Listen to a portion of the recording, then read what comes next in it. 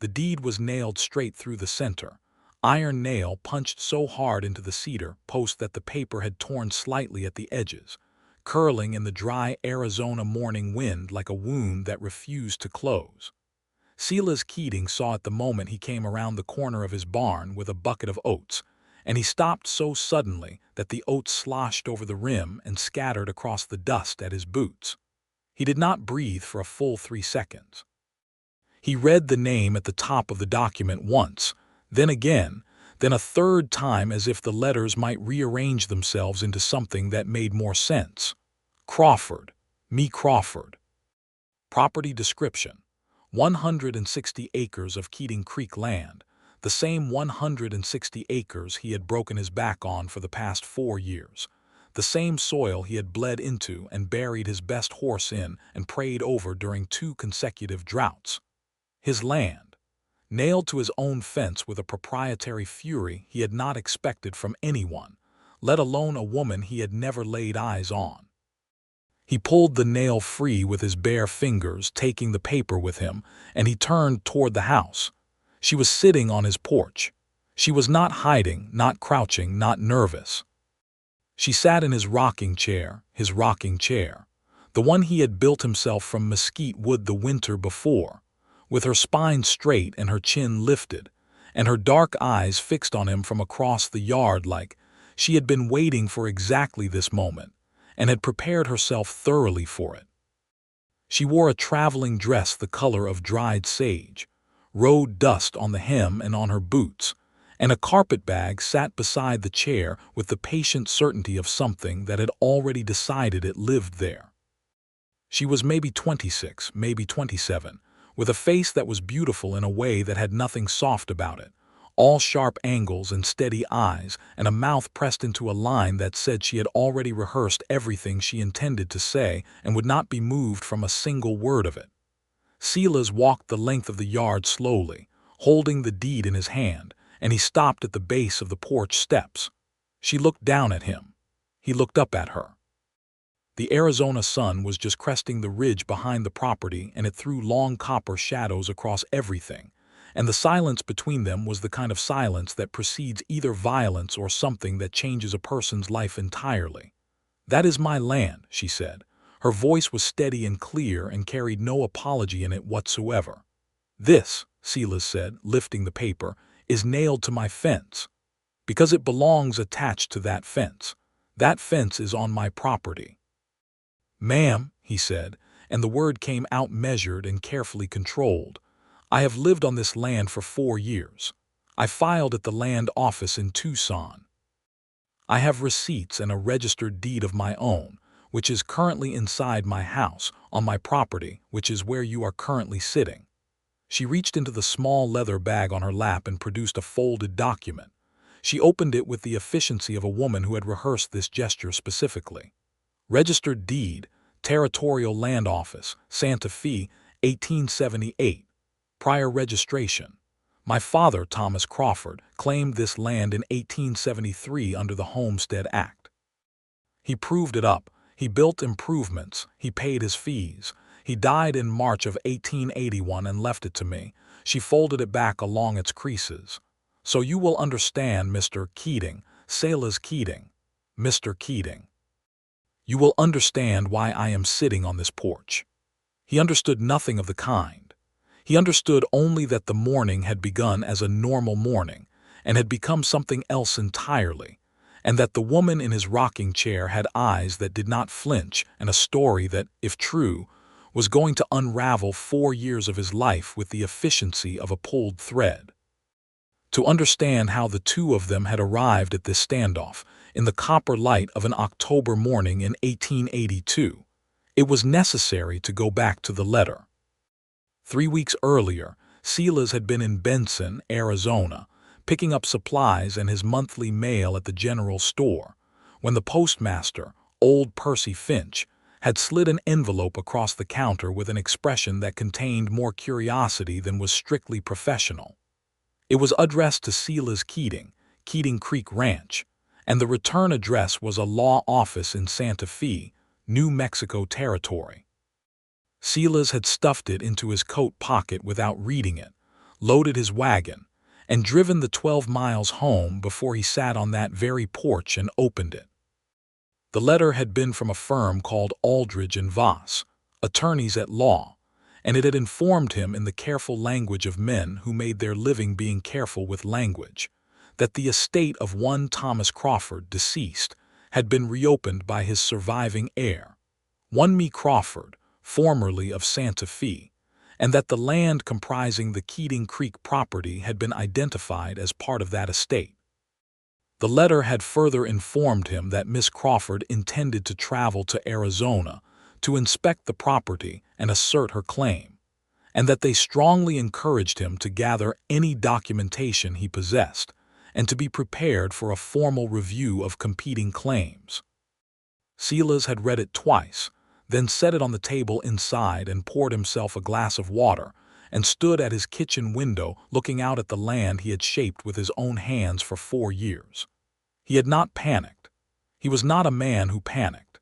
He was 32 years old and had been self-sufficient since he was 16, and he had learned early that panic was a luxury that the frontier did not extend credit for.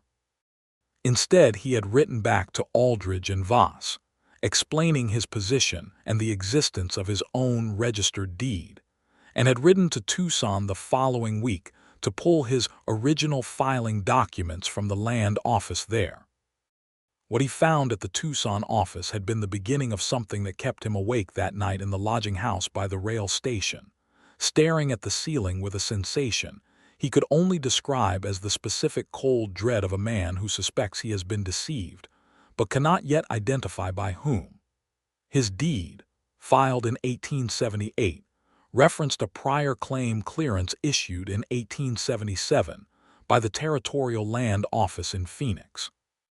That clearance had declared the land abandoned and available for homesteading, citing a failure to prove up on an earlier claim filed under a Thomas Crawford. But the clearance documents, when Silas examined them closely for the first time in 4 years, bore a signature from a land office clerk named Harlan Voss, the same Voss of Aldridge and Voss, the firm now representing Mae Crawford's claim. That was when the word betrayal had first entered Silas Keating's mind, and it had not left since. Someone had falsified the abandonment declaration. Someone had declared Thomas Crawford's land forfeit before his time to prove up had legally expired, clearing the way for Silas to file in good faith without ever knowing the ground had been prepared for him by a corrupt clerk who had since moved across the territory and reinvented himself as a lawyer. Whether Silas had been the intended beneficiary of that corruption or simply a convenient bystander, he could not yet determine, but the shape of the trap was becoming visible, and Mae Crawford was walking straight into the center of it with her chin up and her deed in her hand, and she had no idea that the man she had come to fight was not actually her enemy. He had not known how to explain any of that in a letter. He was not a man built for long written explanations. He had decided to wait for her to arrive, believing he would have time to gather more documentation and present his case in an orderly manner before she appeared. He had not expected her to nail her deed to his fence. "Miss Crawford," he said, still standing at the bottom of the porch steps with the deed she had nailed to his property in his right hand and 4 years of confusion and a specific cold anger brewing behind his sternum, "I am going to ask you to come inside and sit at my table, because what I have to tell you is not a short conversation, and you have been traveling and you are going to want to be sitting down." She looked at him for a long moment. He could see her measuring him, deciding whether the invitation was a trap or a courtesy or both.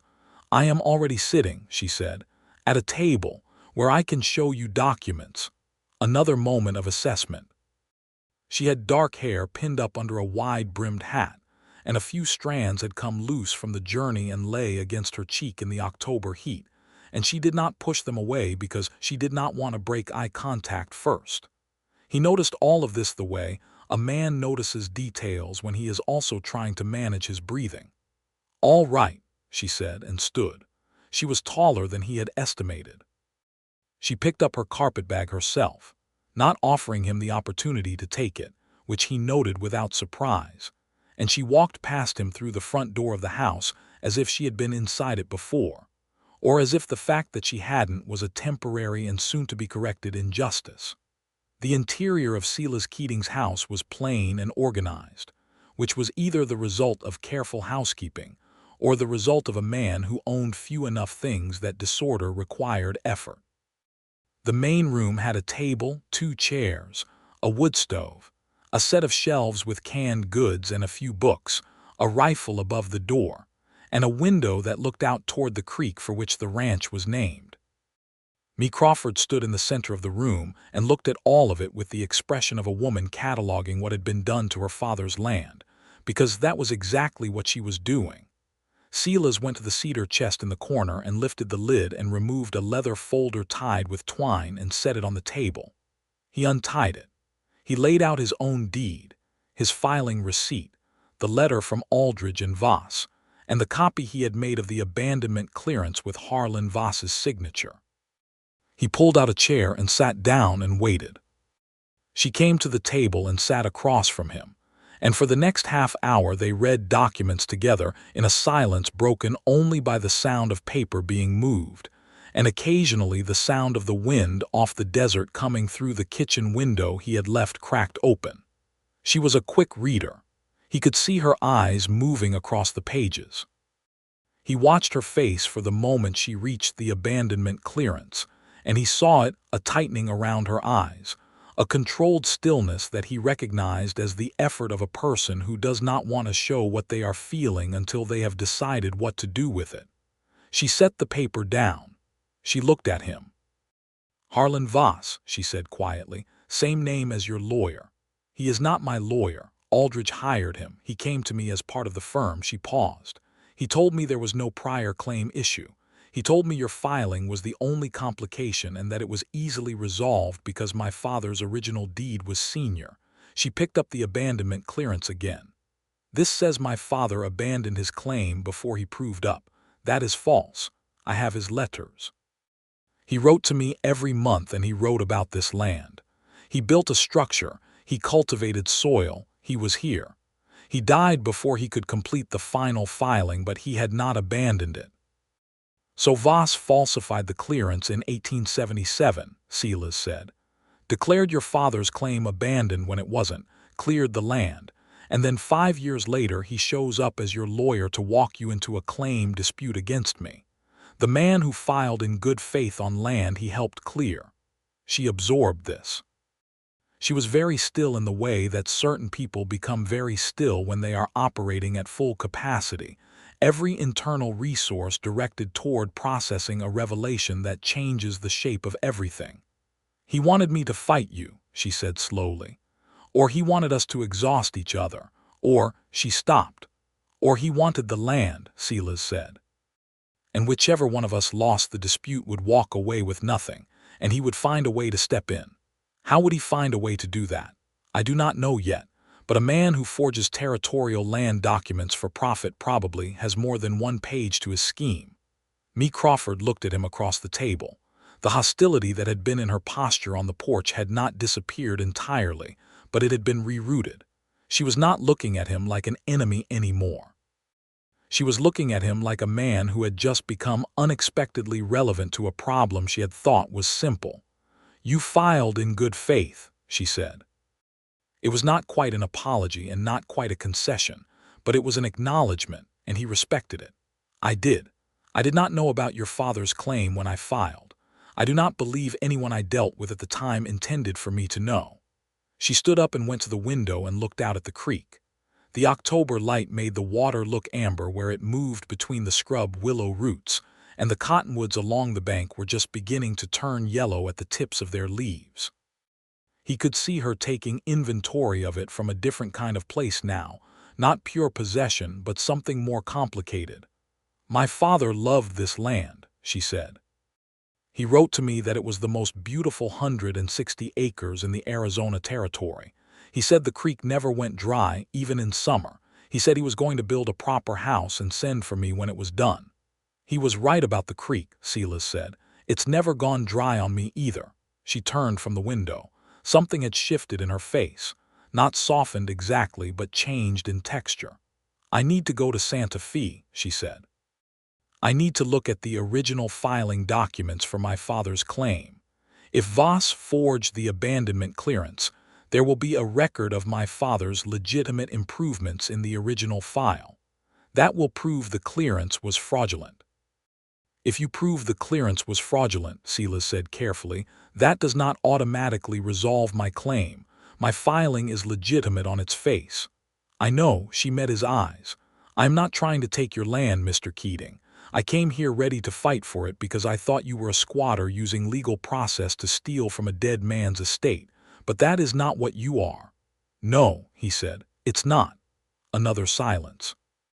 The kind that comes after a fight that had been entirely based on a misunderstanding, when both parties are recalibrating the fundamental nature of the situation and are not quite sure who they are to each other now. "Where are you staying?" he asked. "I assumed," she stopped, looked around the room, the single-room cabin with its one bed visible through the interior doorway. She had the grace to look slightly embarrassed, which was the first moment he had seen anything other than certainty in her expression, and he found it unexpectedly affecting. "I had assumed the property would be empty. I was going to make use of the house while I established the claim." "There is a rooming house in Benson," he said. "I know there is. I passed through it coming from the stage." She was quiet for a moment. "I do not have unlimited funds, Mr. Keating. The journey from Santa Fe was expensive. The legal costs were expensive.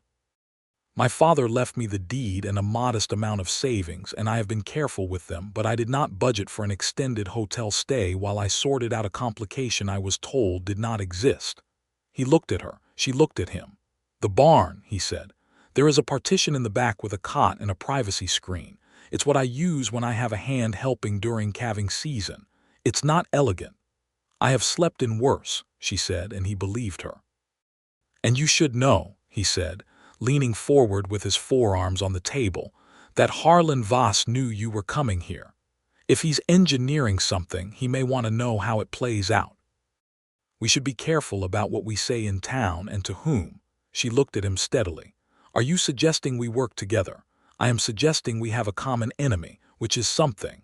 Mae Crawford stood in the kitchen of her father's land, a kitchen built by someone else on ground that should have been hers, and looked at Silas Keating with those dark, measuring eyes, and after a long moment she extended her hand across the table. "All right," she said. "Tell me everything you know about Harlan Voss." They talked until the afternoon sun moved off the window and the room went blue with shade.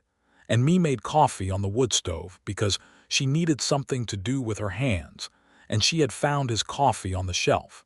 And he accepted it because it was his coffee, but he had the sense that pointing that out would be a mistake. She told him about her father, about the years she had spent in Santa Fe waiting for the letter that said the house was ready, and about the letter that came instead from a county sheriff in Cochise County, saying Thomas Crawford had died of a fever in March, and that his land claim was in uncertainty.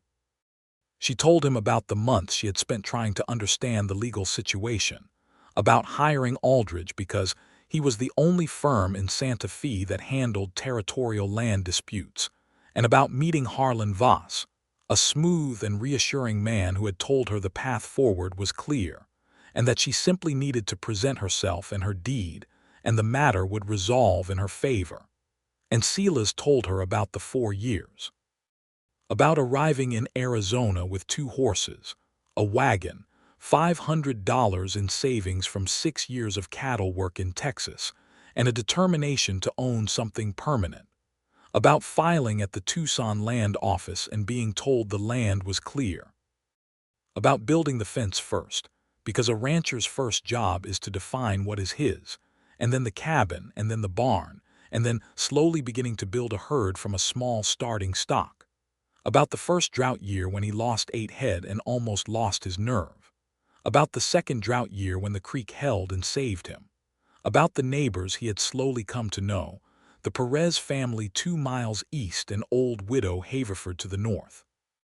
About the feeling, which he described without sentiment but which she heard clearly underneath the plain words, of having built something that was finally, genuinely his.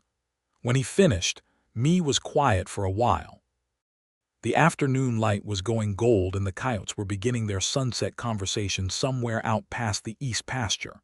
"My father built the fence first too," she said. Silas looked at her.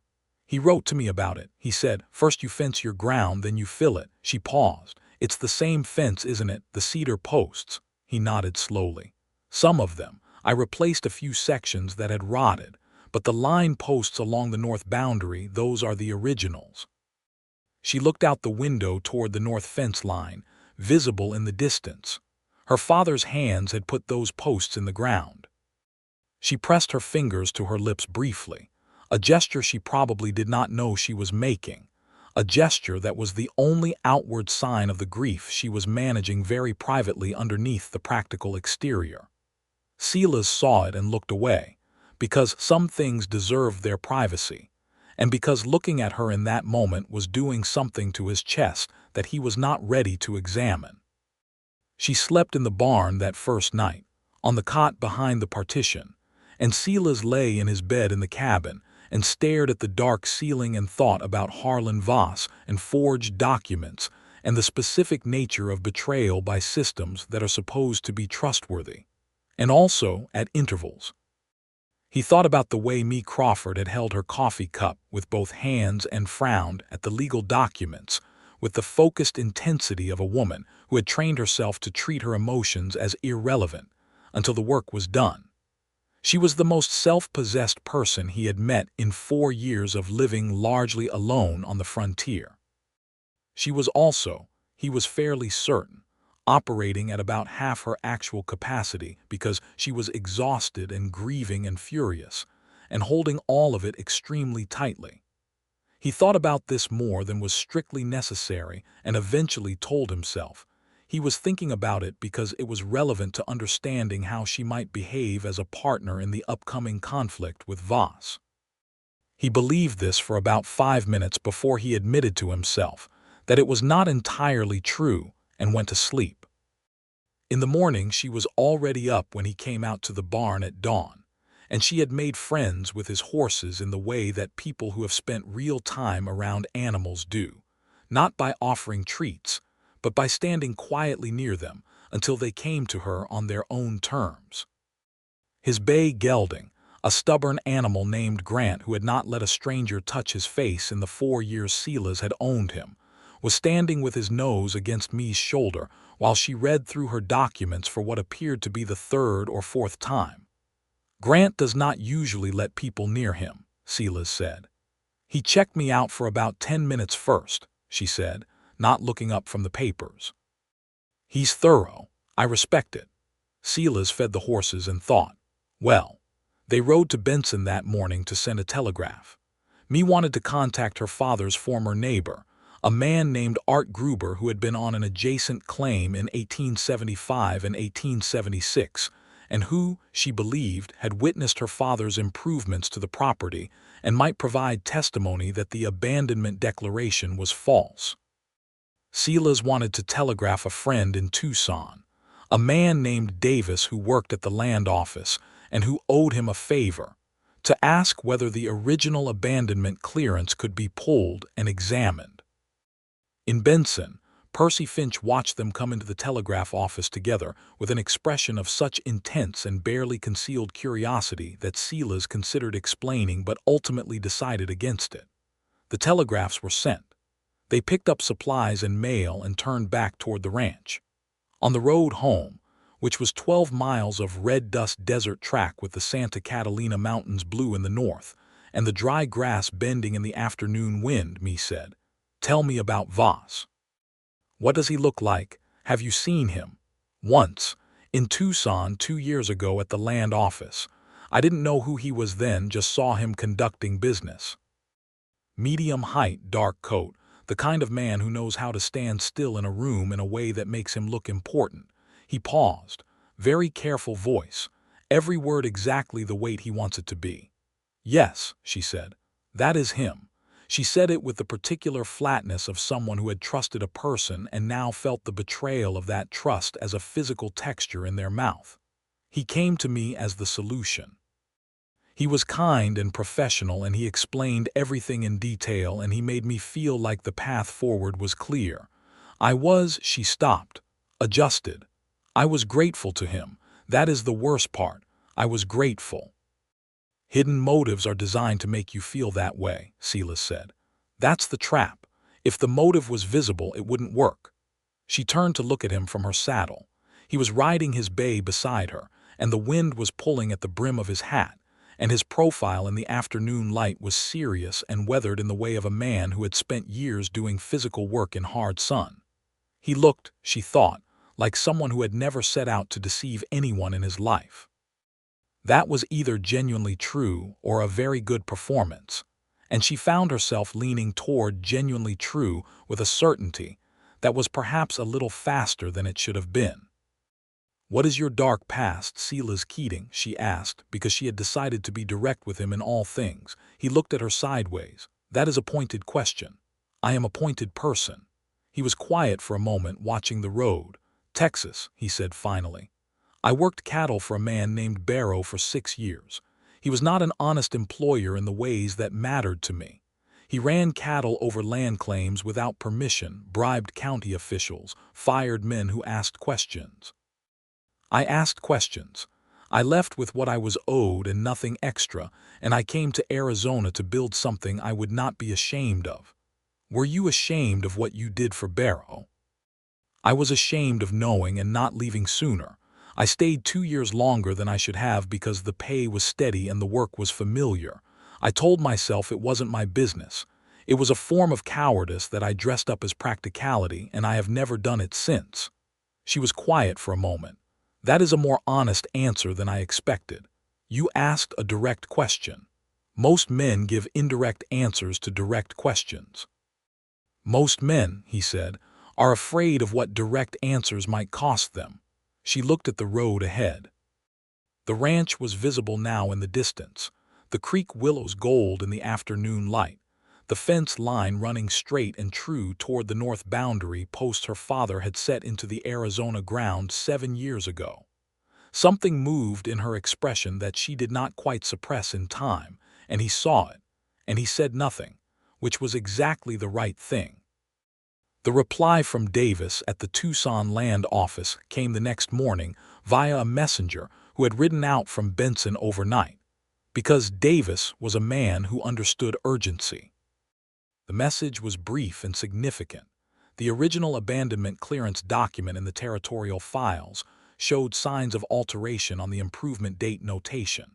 Someone had changed the date on which Thomas Crawford's improvements were evaluated, moving it back by 11 months, which put it before the construction of his main structure, and therefore before he had met the legal threshold for proving up. Without those improvements on record, his claim appeared legally inadequate. The change was subtle. Davis had found it only because Silas had told him exactly what to look for. Silas read the message twice and handed it to me. She read it standing at the kitchen table in the early morning light, and he watched her process it. The forgery was more sophisticated than they had assumed. Voss had not falsified an entire document. He had altered a date, changed 11 months to less than 1, and let the legal machinery do the rest. Simple, effective, almost impossible to detect unless you were specifically looking for it. And now that they had found it, they had something they could take to a judge. "We need to go to Santa Fe," Mae said. "We need to go to Santa Fe," Silas agreed. Going to Santa Fe was not a small undertaking from southeastern Arizona in the fall of 1882. The Santa Fe Railway had tracks as far as Benson now, which had transformed the territory significantly in the past 2 years, but the journey to New Mexico would still take the better part of 2 days and required coordination and expense. Mae had limited funds. Silas had a ranch he could not simply leave unattended for a week. He sent word to Diego Perez, his neighbor to the east, asking if Diego's eldest son could keep an eye on the stock while he was gone. Diego sent back a reply that was both agreement and a set of questions about the woman who had apparently moved into his barn, because Benson talked, and 12 miles was not sufficient to prevent information from traveling. Silas wrote back a brief and uninformative response, folded it, and caught me looking at him with something that might have been amusement. "What did you tell him?" she asked. "That a former neighbor's daughter was visiting on a land matter. Technically accurate. I find that technically accurate is usually sufficient." They left for Benson early the following morning and boarded the eastbound train in the afternoon. The car was crowded with miners, and a family with 3 children, and a cattle buyer from El Paso, who told Silas at length about the current price of beef, as if Silas had not been a working rancher for 4 years. Me sat beside Silas by the window and looked out at the desert rolling past and occasionally read through her documents. And once, when the train lurched around a curve and she grabbed the edge of her seat, her hand landed on his arm for a moment before she pulled it back. Neither of them mentioned it. They reached Santa Fe the following afternoon and checked into separate rooms at a hotel on San Francisco Street.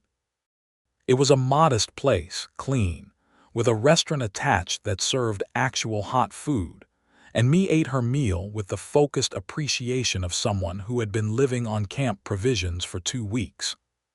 He watched her eat a full plate of lamb stew and biscuits without apology or self-consciousness, and felt a warmth toward her that was becoming increasingly difficult to categorize as purely strategic.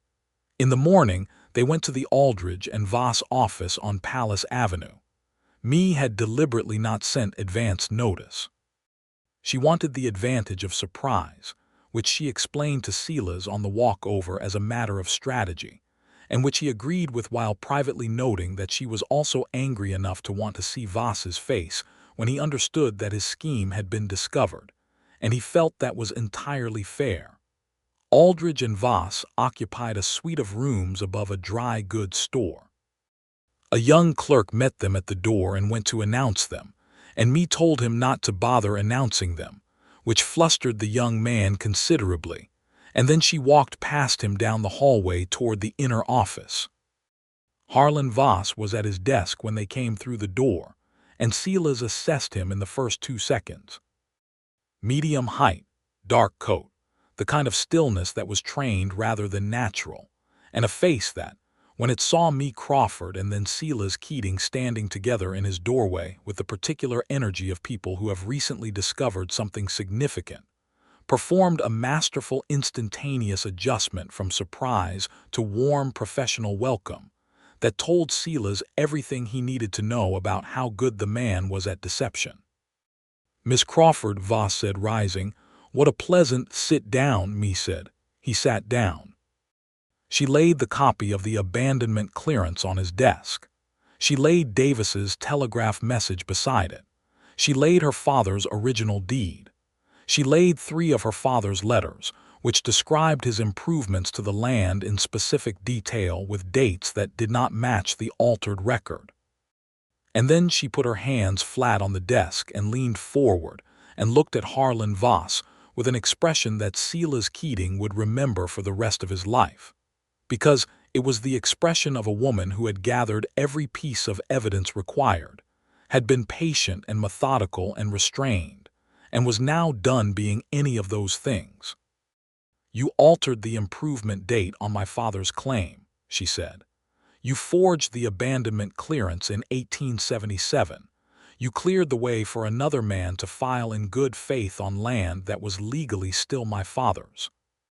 And then, when I came to you after my father's death needing help recovering that land, you took my money and pointed me at an innocent man and told me to fight him, knowing that one of us would lose and the other would be weakened enough that you could maneuver in and acquire the property at a reduced price or through some secondary legal mechanism I have not yet fully identified." She paused.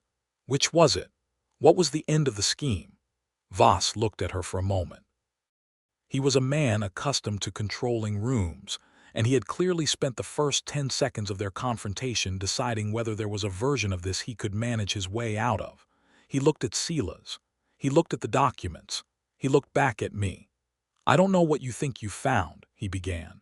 "That is the wrong answer," Silas said from beside the door, and something in his voice, very quiet, very even, was more effective than volume would have been.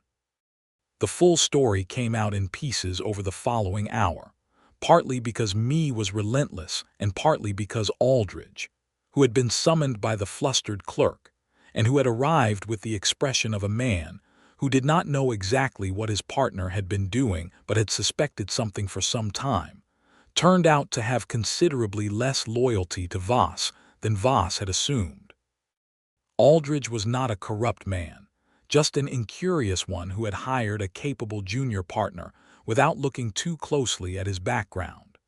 Faced with the evidence Mae and Silas presented, Aldridge chose the firm over Voss with a speed that spoke to some prior discomfort with his partner's methods.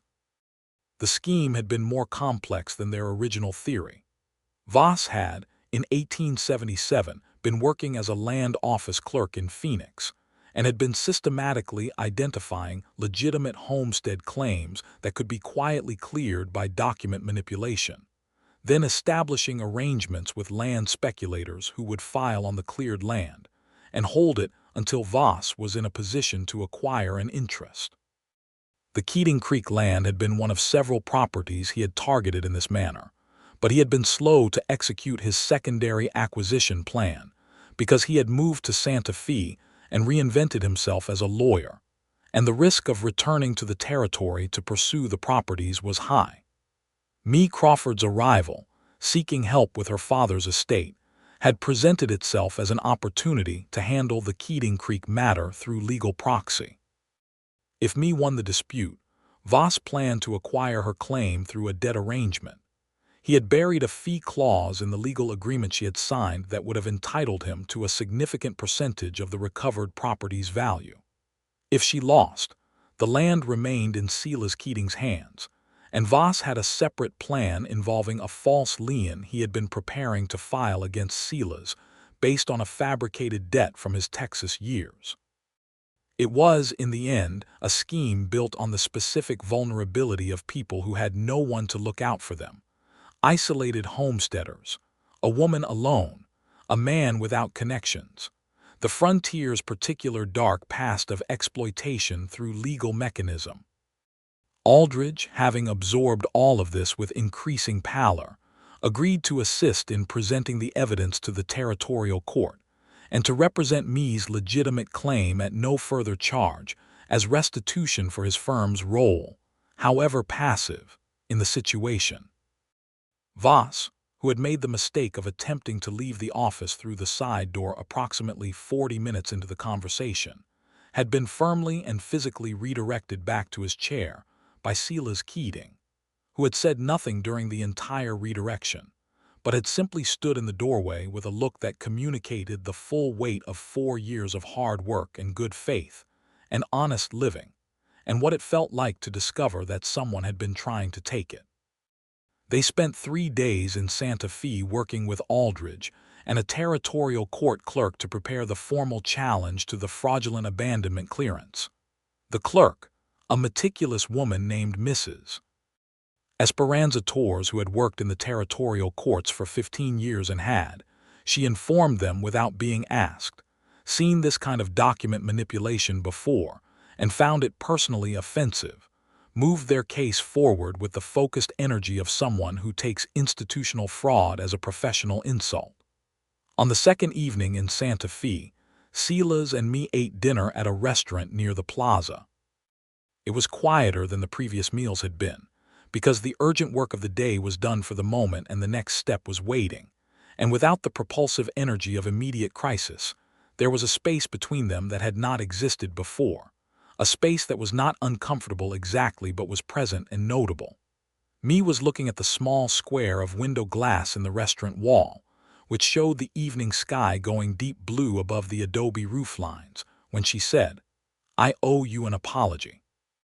"You don't," he said. "I came to your home ready to fight you. I nailed my deed to your fence like a declaration of war. I sat in your chair like I already owned everything." "Thought you did. You were right to assert your claim." He paused. "You were a little theatrical about the fence." She looked at him, and there it was, the first real smile he had seen from her, not polite or controlled but actual, with something lit behind the eyes, and it reorganized his entire understanding of her face. She was already striking. Smiling, she was something else entirely. "I brought a hammer specifically for the fence," she admitted. "I had it in my carpet bag the whole way from Santa Fe." "You planned it." "I needed to demonstrate that I was serious. I could not simply knock on the door and ask politely. I had been told I was dealing with a man who had stolen my inheritance. I needed him to understand immediately that I was not going to be managed or dismissed." "Effective," he said. "Were you angry?" "Extremely," he said pleasantly. She laughed. It was a real laugh, a brief and unpracticed sound, and she brought her hand up as if to suppress it and then didn't, and he thought, there she is. Behind all the armor and the documents and the hammer in the carpet bag, there was this person, and the person was remarkable. They talked for 2 hours over dinner that neither of them finished eating, because conversation became more important than food, and neither was willing to be the one to redirect back to the practical. She told him about her life in Santa Fe, about working as a schoolteacher for the past 3 years, about the children she taught, and the satisfaction she found in the work, and the slow specific grief of knowing her father was building something without her in Arizona, while she taught other people's children their letters. She had wanted to go to him. He had always said, "Wait, not yet, it's not ready, let me prepare it for you properly."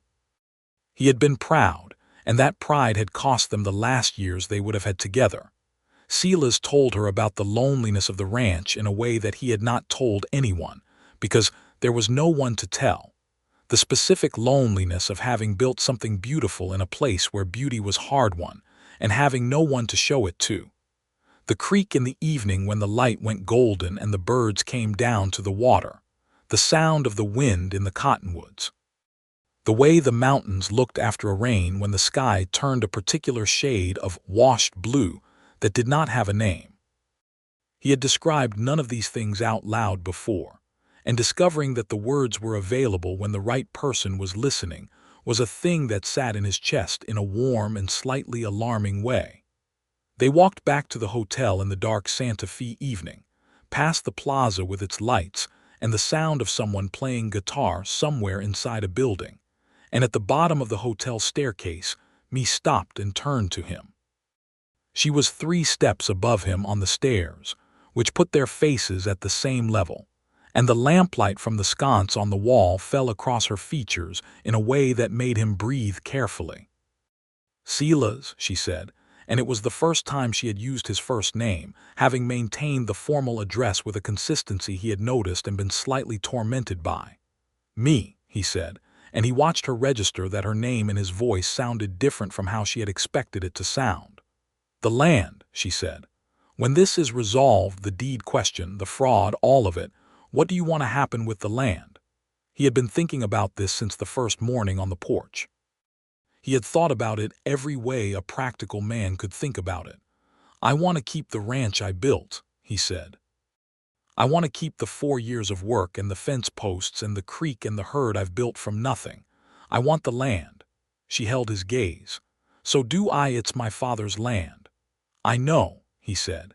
Neither of them said the obvious thing, which was also obvious to both of them and was sitting on the step between them as clearly as if it had been printed on a document and handed over.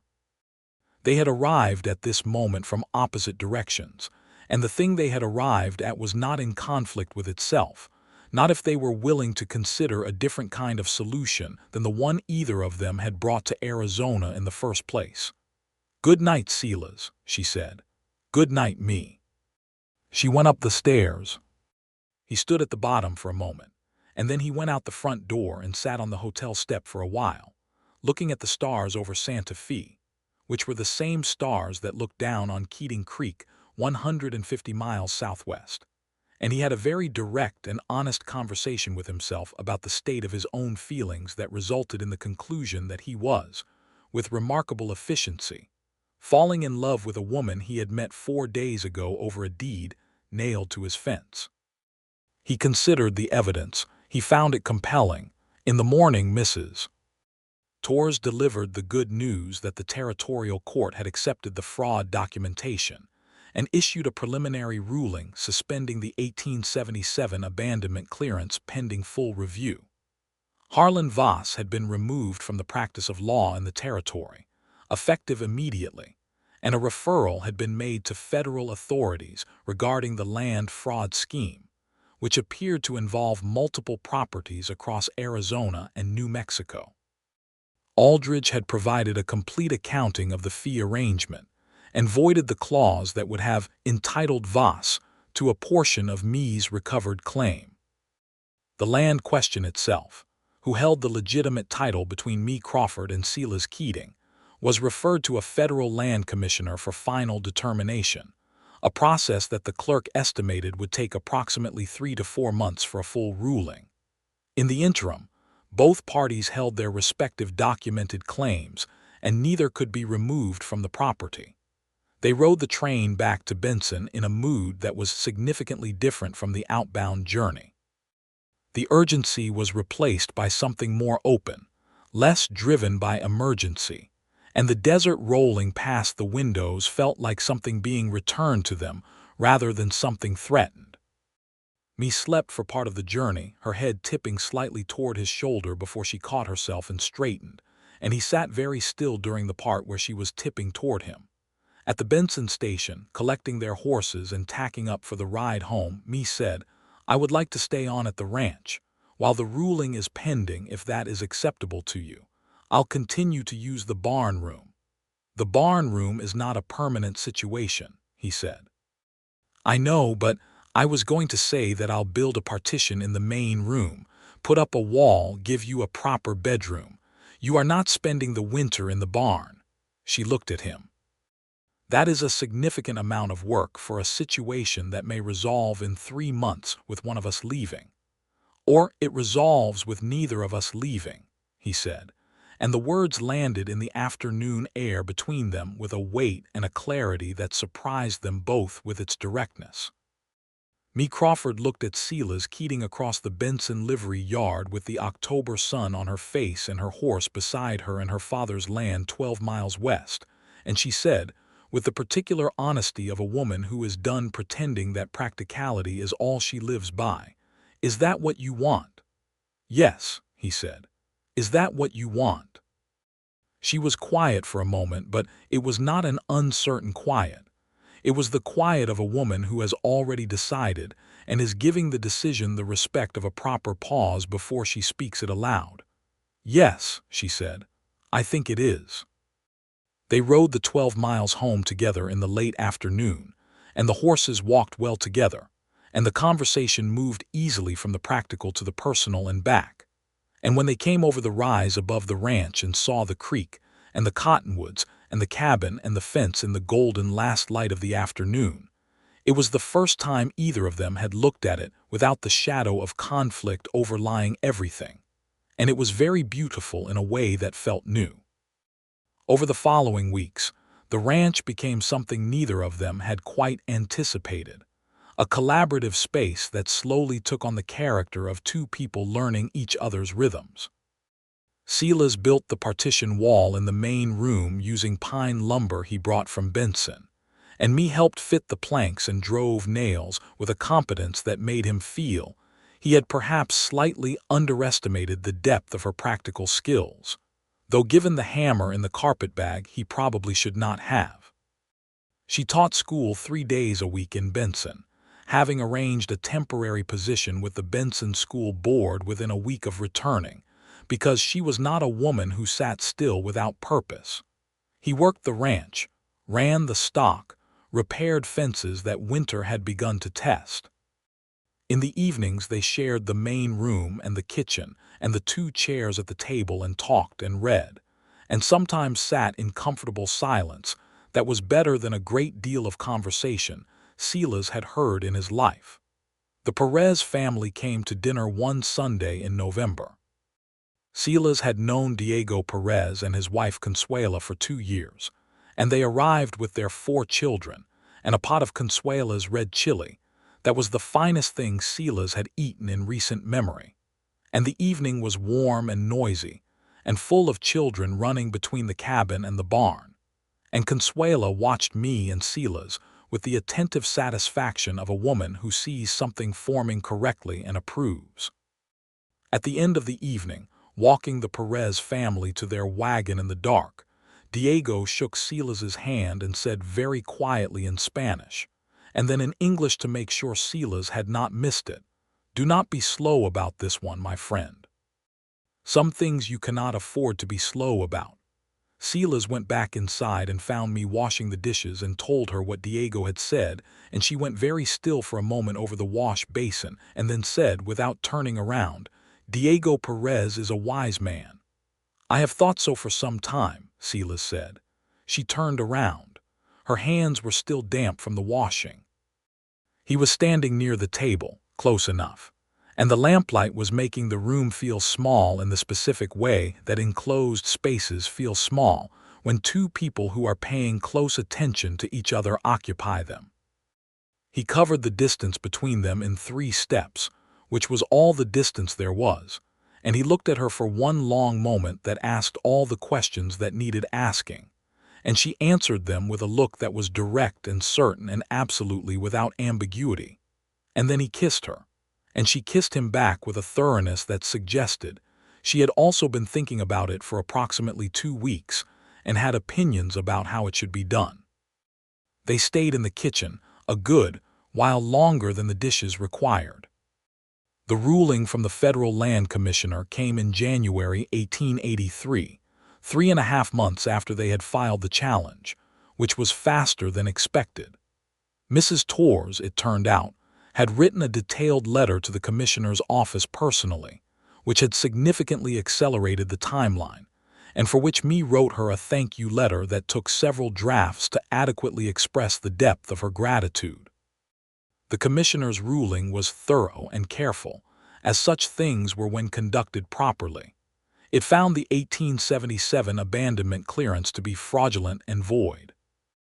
It reinstated Thomas Crawford's original 1873 homestead claim and recognized Mae Crawford as his legal heir and successor.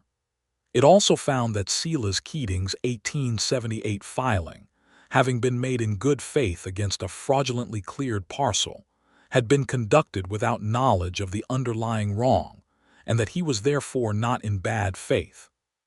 The ruling went on to note that under the Homestead Act's provisions and the specific circumstances of the case, the most appropriate resolution, given that both parties had demonstrated legitimate connection to the property, and given that improvements had been made by both the original claimant and the subsequent good faith filer, was to recognize a joint tenancy arrangement, pending a formal agreement between the two parties as to their respective interests.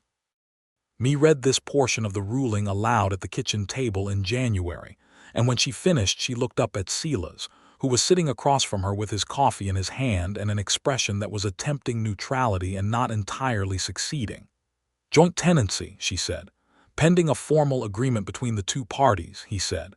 "There is a formal way to create a joint tenancy," she said. "There is," he said. A pause. January light on the window. The creek moving quietly outside in the cold. "I believe," Mae said, setting the ruling down carefully, "that you have something to say to me." "I believe I do," he said. He set his coffee down. He looked at her across the table, this woman who had arrived at his fence with a hammer in her carpetbag, and a deed and enough conviction to fill the entire Arizona territory. This woman who had turned out to be his most unexpected and most necessary discovery in 4 years of hard frontier living. "Mae Crawford," he said, "I would like very much for you to marry me if you are willing, and if you will allow it to be a matter of genuine choice and not legal convenience, because the legal convenience is secondary to the fact that I love you, and I have for some time, and I would like the rest of my life to include your opinions about my fence posts and the way you frown at legal documents and the sound of you in the kitchen in the morning and everything else about you. Including the things about you I haven't yet had the opportunity to discover." Mae Crawford, who had prepared herself emotionally for many things in her life, found that she had not entirely prepared herself for being loved in plain, honest words by a man who meant them without ornamentation, and the effect was that she sat very still at the table for a moment with her hands flat on the commissioner's ruling, and her eyes somewhat brighter than she would have preferred a capable and self-possessed woman's eyes to be. "Silas Keating," she said, and her voice was steady because she was who she was. "I have wanted to tell you since somewhere around the third evening in this kitchen that I have never in my life met a man I trust as completely as I trust you, and that the trust grew into something considerably larger than trust some time ago, and that I love you too, and yes, I will marry you." He got up from his chair and came around the table, and she stood to meet him, and the embrace that followed was the kind that has months of restraint and uncertainty and deepening feeling folded into it, held long and without hurry in the January morning light.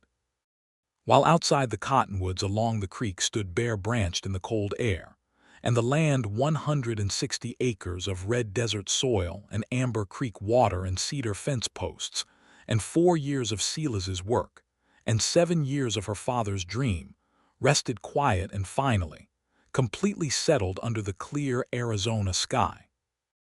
They were married in February 1883 at the Benson Church, which was a small wood-frame building that smelled of sawdust and candle wax, and had the sun coming through its 2 west windows in the afternoon with a warm insistence that Silas privately believed was the weather's contribution to the occasion. Mae wore a dress of dark blue wool that she had made herself over the preceding weeks because she was not a woman who bought things she could build, which was, Silas had come to understand, one of the essential and defining facts about her that he loved most. Consuela Perez had pressed and adjusted and fussed over the dress the night before, and Diego had put an orange flower from somewhere. He declined to explain where he had obtained an orange flower in February in Arizona, but he presented it with the confidence of a man who has made his arrangements, in Mae's hair above her ear.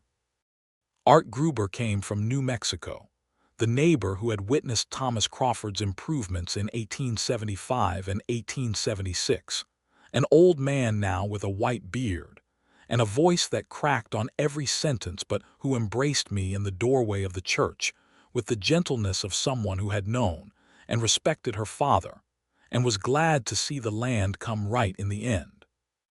"Your daddy would have loved this," he told her quietly, and she pressed her hand against his arm and nodded and did not speak for a moment, but smiled. The ceremony was performed by the circuit preacher, a compact, energetic man named Reverend Cross, who had been marrying and burying and baptizing along the Southern Pacific Corridor for 10 years. He conducted the ceremony with efficiency and warmth, and only one brief digression into a story about another couple he had married in 1879, which he caught himself on and redirected. Silas stood at the front of the church with Diego beside him and listened to me walk up the short aisle, and when he turned to look at her in the afternoon light in her blue dress with the orange flower in her dark hair, he felt a thing in his chest that he had no adequate word for, which was possibly the most sincere emotional experience of his life up to that point. They exchanged their words. When the Reverend said the traditional closing words and asked if there was any impediment, someone in the small congregation, it might have been one of the Perez children, it might have been old Art Gruber, nobody ever confirmed it, said none loudly and independently, which was not technically part of the service but was enthusiastically received by everyone present. After the ceremony, there was a dinner at the Perez ranch that went well into the evening, because Consuela had spent 2 days cooking and was not going to waste that on a short dinner, and because Diego had acquired a fiddle player from somewhere with the same uncanny logistical capacity he had brought to the orange flower, and the dancing went on until the children began falling asleep in the corners. Me danced with Silas, and then with Diego, and then with Art Gruber, who moved carefully but with genuine pleasure, and Silas danced with Consuela, and then stood at the edge of the room and watched me talk and laugh with Consuela's eldest daughter, a girl of 14 named Rosa, who had developed an adoring attachment to me over the preceding months, and he thought about the particular grace of watching a person be fully themselves in a room full of people who love them. They rode home in the dark under a sky so full of stars it seemed almost excessive, the two horses moving at a comfortable walk on the familiar road, the cold air bright and dry around them, and they talked quietly about everything and nothing. Art Gruber's stories about Thomas Crawford, which had been both funny and tender, and which had given me something she had not had before, a picture of her father in the years when he was building his dream, alive and specific and real. The way Rosa had declared that she intended to be a schoolteacher when she grew up because of me. The orange flower, whose origin had still not been disclosed. At the ranch gate, Silas got down and opened the gate and led both horses through, and me waited in the saddle with the moonlight on her face and said, "I want to do something." "What?" "I want to take his fence post." She nodded toward the north fence line. "The one I nailed the deed to. I want to put it in the house somewhere, as a thing we keep." He looked at the north fence line in the dark. "It's load-bearing," he said. "I know. We'll replace it first." "All right," he said. They did it the following day, the two of them digging out the old cedar post on a cold February morning, Silas working the ground around it while me steadied the replacement, the earth hard with cold but yielding eventually, as ground does when you work it properly. The old post came up with its nail hole still visible, a small clean puncture at chest height. They brought it inside, and Silas sanded it and me oiled the wood, and they put it beside the fireplace, standing upright in a bracket Silas fashioned from iron, where it held a lamp going forward, and the nail hole in the wood let the lamplight through in a small circle onto the wall each evening, like a period at the end of a very long sentence that had finally been completed. Spring came to Keating Creek with the usual combination of grace and violence that Arizona spring managed, warm days and cold nights, and a wind that carried dust for a week straight in late March, and then broke on a morning in early April to reveal the desert in full unlikely bloom, the palo verde trees bright yellow and the ocotillo tipped with red, and the cactus wrens industrious in the cottonwoods along the creek. Me planted a kitchen garden along the south side of the cabin, the first cultivated garden the property had had since Thomas Crawford had broken ground 8 years before. She grew beans and squash and tried tomatoes with mixed results, and kept a running assessment of the soil quality that she shared with Silas in the evenings, with the same focused intelligence she brought to everything. Because she was learning the land in the methodical way that a person learns something they intend to know completely. Silas expanded the herd that spring, buying 12 additional head from a rancher near Wilcox who was reducing his stock, and me was with him for the drive back, because she could ride, as she had demonstrated, and because she had opinions about the cattle he was selecting, which had been offered without apology and had turned out in 2 cases to be correct. They argued about cattle selection in a way that was genuinely productive and occasionally very entertaining to anyone present. The territorial authorities, working with the information Voss had provided in the course of his legal proceedings, recovered documentation of the broader land fraud scheme in May of 1883. 3 other families in Arizona and New Mexico were identified as victims of false abandonment clearances similar to the one that had been used against Thomas Crawford. 2 of those families were able to recover their claims. The third involved a property that had already been developed and sold to an innocent third party, which created a more complex legal situation that was resolved through a compensation process funded partly by the seizure of Voss's assets. It was not perfect justice, because perfect justice on the frontier was rarely available, but it was more justice than had seemed possible when me had first sat in Harlan Voss's office in Santa Fe. By summer the ranch had a different quality than it had carried before. It was not simply a different atmosphere, though the atmosphere was different. It was a structural difference, the difference between a thing built by one person in isolation and a thing being built by 2 people together, which was not twice the work but was something more complex and more satisfying than that equation suggested. The cabin had a different set of smells.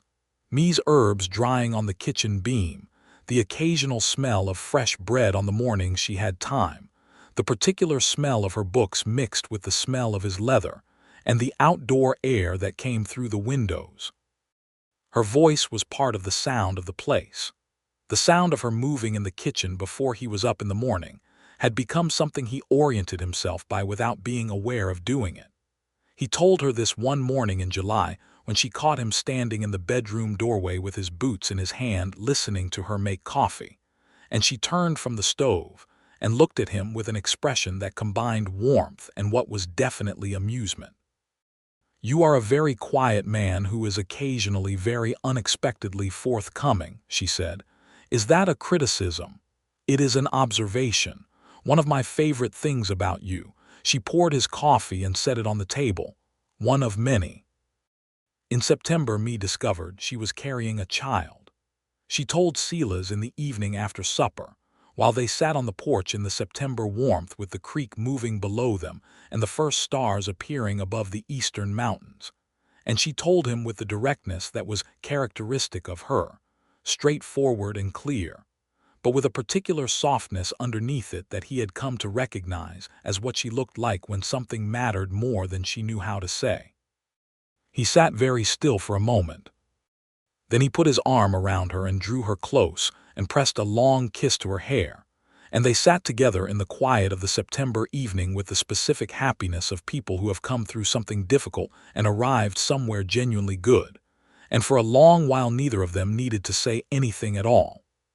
Mae continued teaching in Benson through October, because she was Mae Crawford and she had responsibilities and an active mind and students who needed her. She negotiated her schedule with the school board to manage the morning sickness that was her primary complaint, which she did by teaching afternoon sessions through November and by being, as always, extremely practical about the management of her own body and its requirements. She read everything available to her about the subject, which was limited by the state of medical literature available in southeastern Arizona in 1883, but which she supplemented with correspondence with a physician in Tucson recommended by Mrs. Torres, who seemed to have useful contacts everywhere. Silas, who had been entirely self-sufficient for 32 years and had not known he was capable of the specific quality of attentiveness that parenthood approaching could apparently produce, found himself doing things he had not consciously decided to do, such as making the path from the cabin to the outhouse smoother, so it would be easier to walk at night, and adding a second lamp bracket in the bedroom for better reading light, and riding to Benson twice in October for things that turned out to be less essential than he had assessed them as being. But that gave him the opportunity to check that everything in town available for purchase that might be needed had been noted and could be obtained quickly. Mae noticed all of this without commenting on most of it, because she found it deeply affecting and did not want him to become self-conscious about it and stop. She told Consuela Perez about it one afternoon in November, and Consuela's response was a very satisfied nod and the observation that men who fussed quietly made the best fathers, and that Diego had fussed quietly through 4 pregnancies, and she had loved him for it every single time. Their son was born in the spring, in April 1884, in the same cabin that Silas had built on Thomas Crawford's claim, and that now belonged to both of them in every sense that mattered. Consuela Perez served as midwife, with Rosa assisting with the impressive competence of a 14-year-old who had decided to learn everything there was to learn. Silas was present, because Mae had been clear that she wanted him present, and he was constitutionally incapable of being anywhere else. It was a long night and a difficult one, not medically alarming but hard, and Silas had sat beside the bed and held Mae's hand through the hardest hours and been aware of approximately nothing except her face and her hand in his, and the specific active prayer of a man who loves someone completely and is confronted with the fundamental vulnerability of all living things. At the hour before dawn, the baby arrived, and the first sound was a sound that reorganized every priority Silas had ever held without his permission, and it was the best reorganization of his life. They named him Thomas Silas Keating, after her father and his. Thomas Crawford had never seen this land turned from a dream into a life. Naming the first son after him was the closest thing to bringing him here that remained available. And when Mae held the baby in the April morning light with her face still tired and bright with something beyond tired, and looked at the name they had agreed on, she pressed her lips together for a moment and said, "He would have loved this." "He built this," Silas said. "Both of us here it started with him building that fence." She looked up at him. "And with you building it again." "Same fence," he said, as he had said once before, in a different context, but it held the same truth now with the morning light coming through the window onto his wife and his son, and the cedar post beside the fireplace with the nail hole that let the lamplight through in a small warm circle every evening.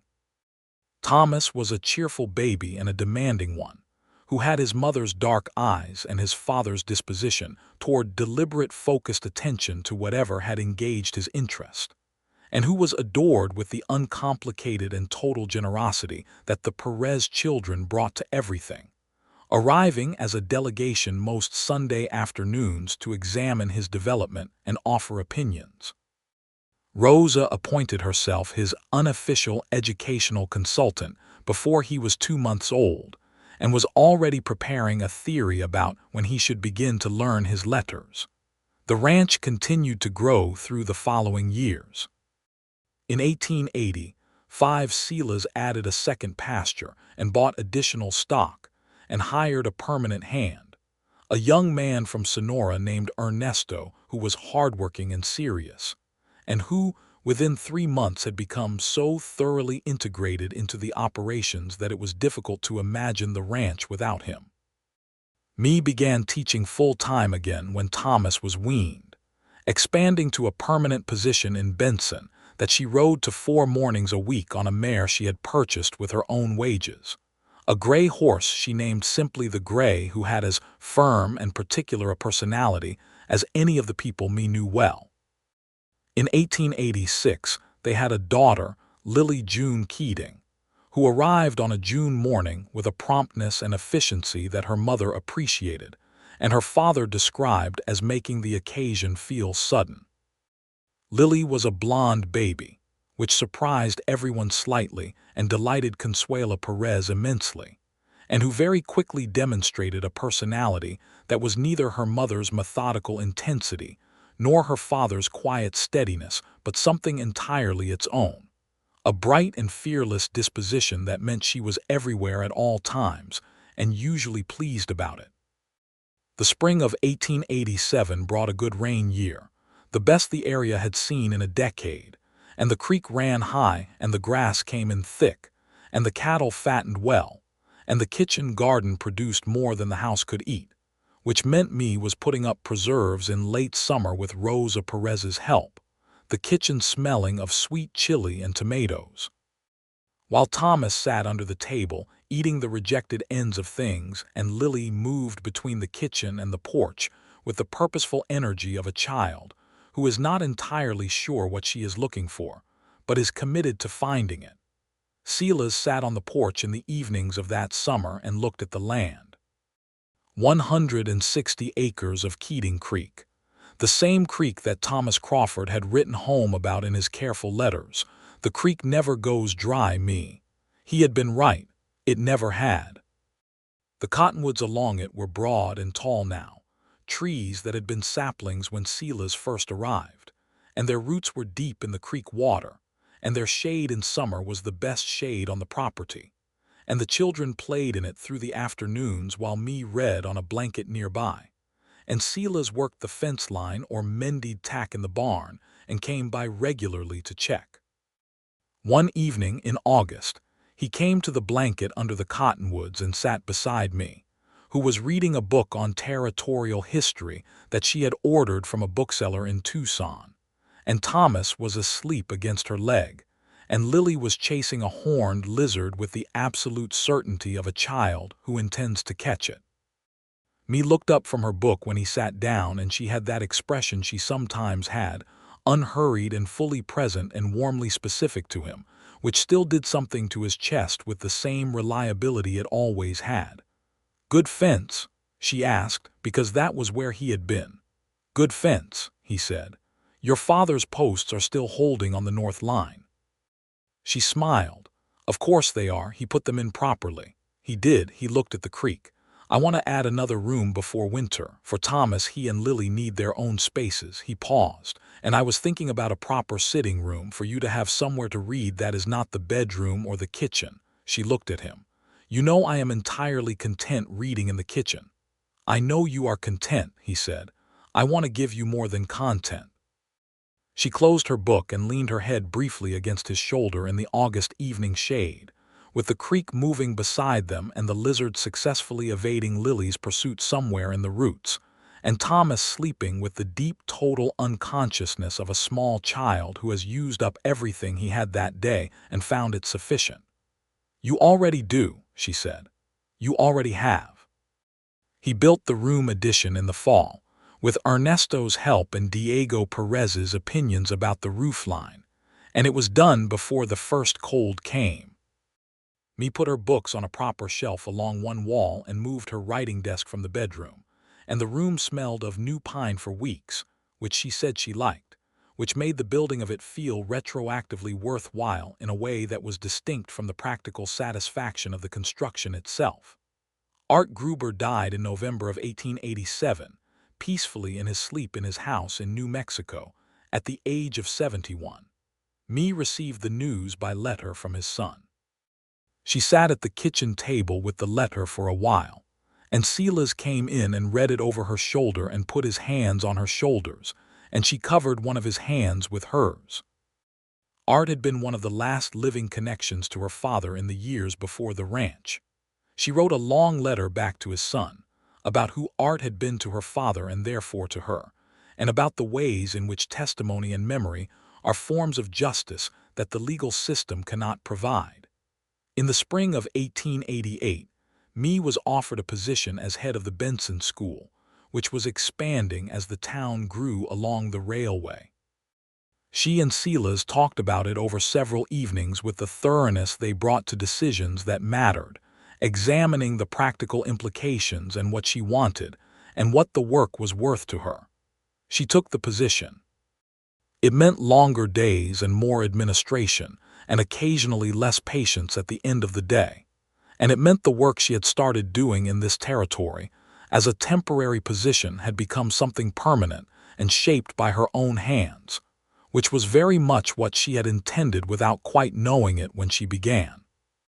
Thomas started school that fall, in the very school his mother now led, which he took with equanimity but which the other children found notable enough to discuss for approximately 1 week before losing interest, because at 5, Thomas Keating was already a focused and serious-minded person who made you forget about his parentage within a short time because what he was as himself was more interesting. He could already read. He had opinions about cattle.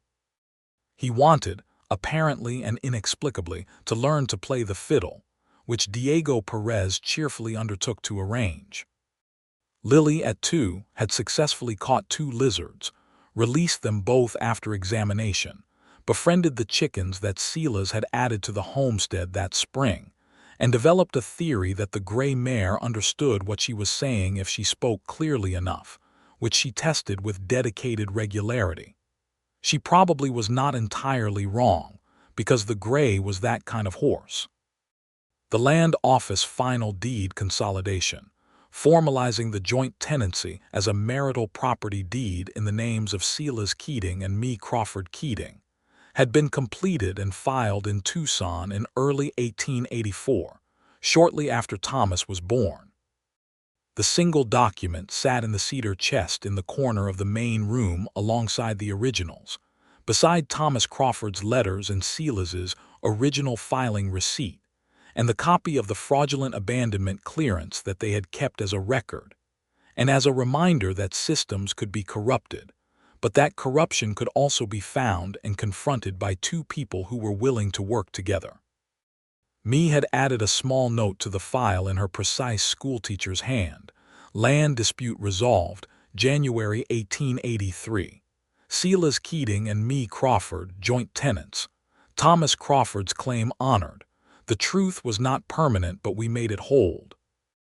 On an October morning in 1888, exactly 6 years after Mae Crawford had arrived at the ranch with a hammer in her carpetbag and a deed nailed to the fence, Silas came around the corner of the barn with a bucket of oats and looked across the yard at the porch.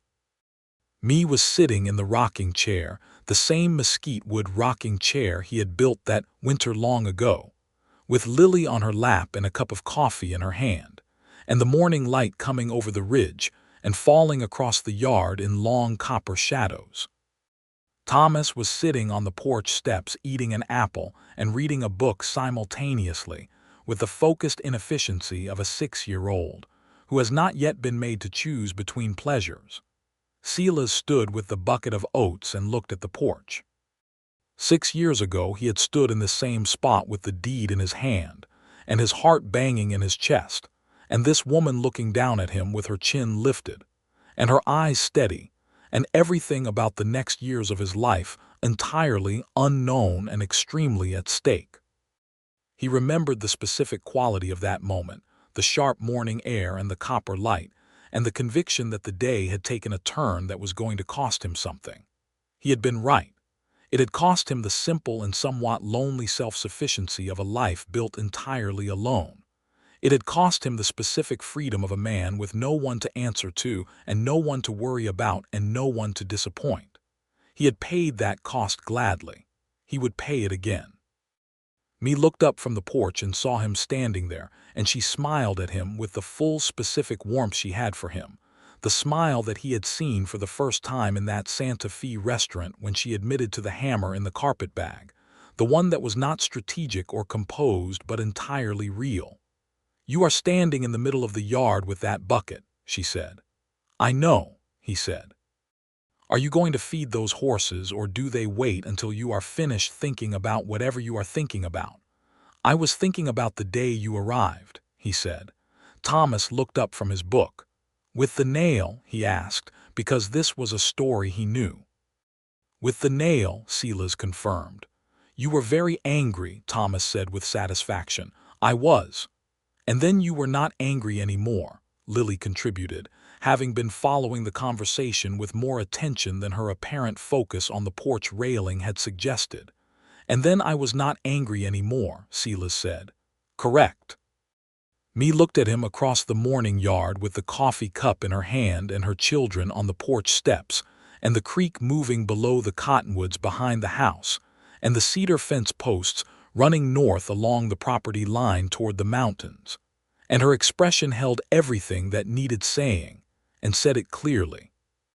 He crossed the yard to the barn, fed the horses, hung the bucket, and came back and sat on the porch step beside Thomas, and took the apple his son immediately offered him a bite of, which he accepted.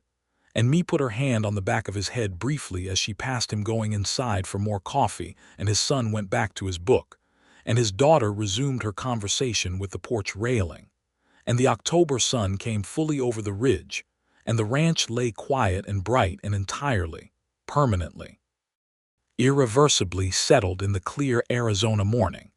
There was no more question of who this land belonged to. The answer was in the deed in the cedar chest, and the fence line and the kitchen garden and the children on the porch, and the lamp with the cedar post beside the fireplace that cast its small circle of light on the wall every evening. It was the answer to the dark past and the betrayal and the trap and the forced choice and the hidden motive and all the rest of it, the ultimate and simple answer, which was, the land belonged to the people who had fought for it honestly and together and had made it into something worth fighting for. And that, Mae Crawford Keating had taught her children and her students alike, was the only answer that ever really held.